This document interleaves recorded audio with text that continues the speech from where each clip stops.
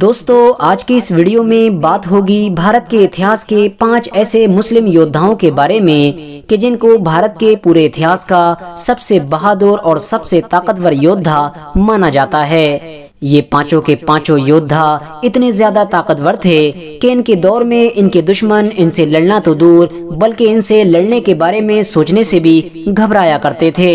اپنے دشمن کی بڑی سے بڑی فوج کو اپنی چھوٹی سی فوج کی مدد سے چند لمحوں کے اندر ہی ہرا دینا ان یودھاؤں کے لیے چٹکیوں کا کام ہوا کرتا تھا۔ تو دوستو ان ٹاپ 5 یودھاؤں کی لسٹ میں 5ویں نمبر پر نام آتا ہے ظہیر الدین محمد بابر کا۔ وہی ظہیر الدین بابر کہ جس نے 1526 میں ہمارے دیش بھارت میں مغل سلطنت کی بنیاد رکھی تھی، اور اسی مغل سلطنت نے ہی ہمارے دیش بھارت پر آگے چل کر لگ بھگ 300 سال سے بھی زیادہ لمبے وقت تک راج کیا تھا۔ دوستو ہم لوگ ظہیر الدین بابر کی بہادری کا اندازہ اس بات سے بھی لگا سکتے ہیں کہ ظہیر الدین بابر نے صرف اور صرف 12 سال کی عمر میں ہی اپنے والد یعنی فادر کی موت کے بعد وراثت میں ملی ہوئی حکومت کو سنبھالنا شروع کر دیا تھا، اور 1526 میں بھی جب وہ بھارت کو جیتنے کے ارادے سے آیا تھا تو اس کے پاس صرف اور صرف 13 سے 15 ہزار کی ہی فوج موجود تھی، لیکن اس کے باوجود بھی اس نے اتنی چھوٹی سی فوج کی مدد سے ہی ابراہیم لودھی کی لگ بھگ 1 لاکھ کی فوج کو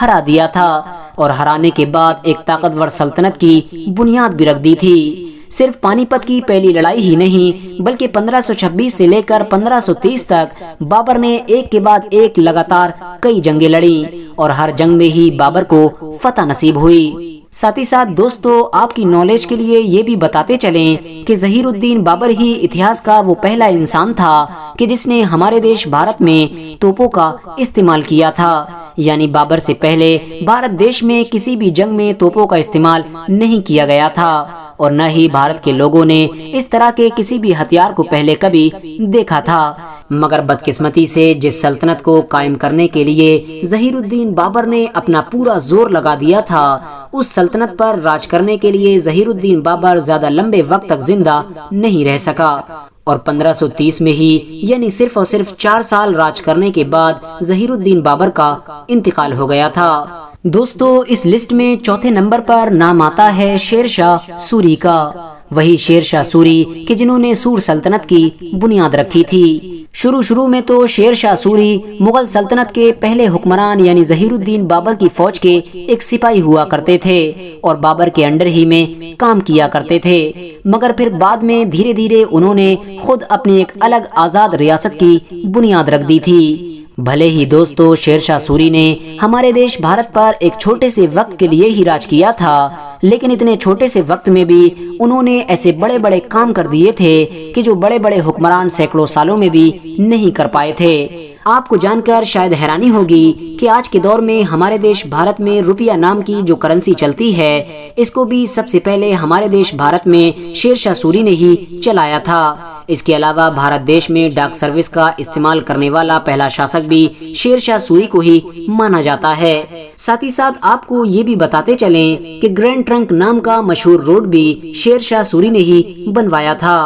آپ لوگ شیر شاہ سوری کی بہادری کا اندازہ اس بات سے بھی لگا سکتے ہیں کہ ایک دور ایسا بھی آیا تھا کہ جب شیر شاہ سوری نے اپنی بہادری کے دم پر مغل سلطنت کو ہمارے دیش بھارت سے پوری طرح سے ختم کر دیا تھا، مگر شیر شاہ سوری کی موت کے بعد جب ان کی سلطنت کو ان کے بیٹوں نے سنبھالا تو بابر کے بیٹے یعنی ہمایوں نے ایک بار پھر سے اپنی کھوئی ہوئی سلطنت کو دوبارہ حاصل کر لیا تھا، اور اس طرح سے مغل سلطنت کی ایک بار پھر سے ہمارے دیش بھارت میں واپسی ہو گئی تھی۔ دوستو اس لسٹ میں تیسرے نمبر پر نام آتا ہے اورنگزیب عالمگیر کا۔ وہی اورنگزیب عالمگیر کہ جس کو بھارت کے اتہاس کا سب سے طاقتور بادشاہ بھی مانا جاتا ہے، کیونکہ اورنگزیب عالمگیر نے اپنے باپ دادا سے وراثت میں ملی ہوئی مغل سلطنت کو اتنے بڑے علاقے پر پھیلا دیا تھا کہ جتنے بڑے علاقے پر مغل سلطنت اپنے اتہاس میں کبھی نہیں پھیلی تھی، یعنی نہ تو اورنگزیب عالمگیر سے پہلے کبھی مغل سلطنت اتنے بڑے ایریے پر پھیلی ہوئی تھی، اور نہ ہی اس کے بعد کبھی پھیل سکی تھی۔ اور اس حد سے زیادہ بڑی سلطنت پر اورنگزیب عالمگیر نے لگ بھگ 40 سے 50 سال تک لگاتار راج کیا تھا۔ اس دور میں اورنگزیب عالمگیر کے پاس دنیا کی سب سے طاقتور فوج موجود تھی، یہی وجہ تھی کہ اس دور میں اورنگزیب عالمگیر بڑی سے بڑی طاقتور فوج سے بھی نہیں ہارا کرتا تھا، بلکہ جس جنگ میں بھی اورنگزیب عالمگیر نے چھلانگ لگائی اس میں جیت ہی ان کا مقدر بنی۔ دوستو، اورنگزیب عالمگیر کے دور میں امیری کے معاملے میں بھی بھارت نے سارے ریکارڈ توڑ دیے تھے۔ اس دور میں دنیا کی 25% دولت تو صرف اور صرف بھارت دیش ہی میں موجود تھی۔ دنیا کی بڑی سے بڑی طاقتور سلطنتیں بھی اورنگزیب عالمگیر سے قرض لیا کرتی تھیں۔ اس دور کی دنیا کی بڑی سے بڑی امیر سلطنتوں کی کرنسی بھی بھارت کی کرنسی کے سامنے کوئی ویلیو نہیں رکھا کرتی تھی، مگر بدقسمتی سے اورنگزیب عالمگیر مغل سلطنت کے آخری طاقتور بادشاہ ثابت ہوئے، کیونکہ ان کے بعد جتنے بھی بادشاہوں نے جنم لیا وہ اس بڑی سلطنت کو نہیں سنبھال سکے، اور دھیرے دھیرے یہ سلطنت ہمارے دیش بھارت سے ہمیشہ ہمیشہ کے لیے ختم ہو گئی۔ دوستو، اس لسٹ میں دوسرے نمبر پر نام آتا ہے ٹیپو سلطان کا، وہی ٹیپو سلطان کہ جن کو ان کے اس آخری مشہور جملے کی وجہ سے بھی جانا جاتا ہے کہ جو جملہ انہوں نے اپنی زبان سے اس وقت کہا تھا کہ جب وہ اپنی زندگی کی آخری سانسیں لے رہے تھے، اور وہ جملہ یہ تھا کہ شیر کی ایک دن کی زندگی گیدڑ کی 100 سال کی زندگی سے کہیں بہتر ہے۔ دوستو، ٹیپو سلطان کو انگریزوں کے خلاف لڑتے ہوئے شہید ہونے والا بھارت کا پہلا حکمران بھی مانا جاتا ہے، یعنی ان سے پہلے بھارت کا کوئی بھی حکمران انگریزوں کے خلاف لڑتے ہوئے شہید نہیں ہوا تھا، اور یہی وجہ تھی کہ 1799 میں ٹیپو سلطان کے شہید ہوتے ہی انگریزوں نے بڑی تیزی کے ساتھ بھارت پر قبضہ کرنا شروع کر دیا تھا، کیونکہ جب تک ٹیپو سلطان زندہ رہے تھے تب تک انگریز یہ کام کرنے میں کامیاب نہ ہو سکے تھے۔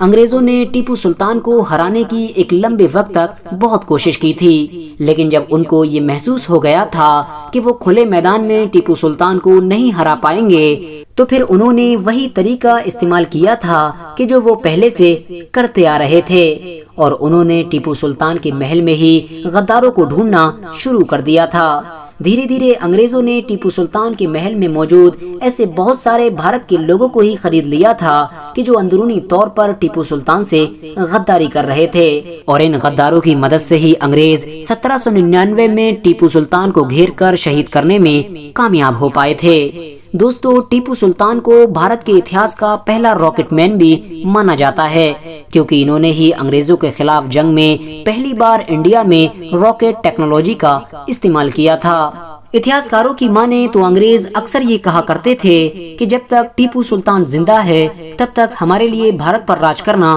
ایک ناممکن بات ہے۔ دوستو، اس لسٹ میں نمبر 1 پر نام آتا ہے سلطان علاء الدین خلجی کا۔ سلطان علاء الدین خلجی سلطنت کے دوسرے اور سب سے طاقتور سلطان تھے۔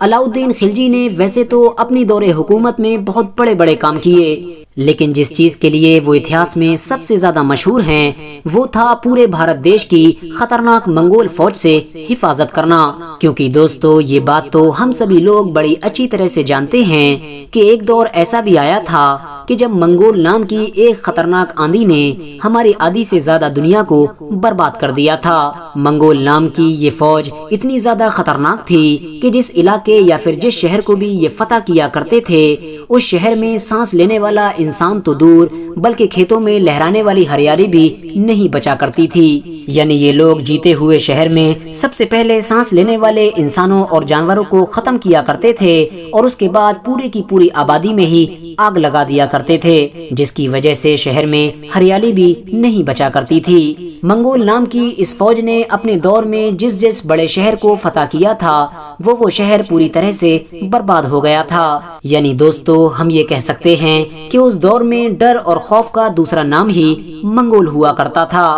تو دوستو ایسی خطرناک منگول فوج سے سلطان علاء الدین خلجی نے بھارت دیش کی نہ صرف ایک بار بلکہ لگاتار کئی بار حفاظت کی تھی، اور ہر بار منگولوں کو اتنی بری طرح سے ہرایا تھا کہ ان لوگوں کے ہوش اڑ گئے تھے، کیونکہ وہ لوگ تو سلطان علاء الدین خلجی سے لڑنے سے پہلے یہ سوچا کرتے تھے کہ شاید اس دنیا میں ہم کو ہرانے والا پیدا ہی نہیں ہوا ہے، لیکن سلطان علاء الدین خلجی نے منگولوں کے اس گھمنڈ کو ہمیشہ ہمیشہ کے لیے توڑ دیا تھا۔ فی الحال دوستو آج کی اپنی ویڈیو کو ہم یہیں پر ختم کرتے ہیں۔ ویڈیو پسند آنے پر نہ صرف ویڈیو کو لائک کریں بلکہ اپنے فرینڈز کے ساتھ بھی ضرور شیئر کریں، اور اسی طرح کی نالجیبل اور ہسٹوریکل ویڈیوز ہمیشہ دیکھنے کے لیے ہمارے اس چینل کو سبسکرائب کر کے ساتھ ہی میں بیل آئیکن کو بھی پریس کر دیں۔